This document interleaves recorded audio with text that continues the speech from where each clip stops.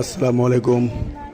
সবাইকে অনেক অনেক শুভেচ্ছা ও ভালোবাসা জানিয়ে আজকে আরও একটা শর্ট ভিডিও নিয়ে চলে এসেছি। দেখেন বন্ধুরা, আজকে আমার কর্মস্থল শ্রীপুর মধুসূদন মাধ্যমিক বিদ্যালয়ে দীর্ঘ 22 দিন স্কুল ছুটির পরে আজকে প্রাত্যহিক সমাবেশের মাধ্যমেই শুরু হয়ে গেল শ্রেণী কার্যক্রম।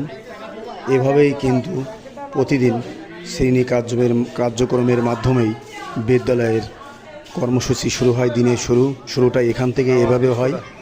ঠিক অনেক দিন পরে, যেহেতু আপনারা জানেন গরমের প্লাস ঈদুল আজহার একটা ছুটি গেছে লম্বা, সেই ছুটিটা কাটিয়ে আজকে সকালে প্রাত্যহিক সমাবেশের মাধ্যমে শ্রেণী কার্যক্রম শুরু হয়েছে। তো আজকে শ্রেণী কার্যক্রমটা কেমন হয়েছে বা কেমন লাগলো আপনারা প্লিজ লাইক কমেন্ট করে জানাবেন, এবং আমার ভিডিওটা যদি ভালো লাগে অবশ্যই একটু শেয়ার করে পাশে থাকবেন। ধন্যবাদ সবাই।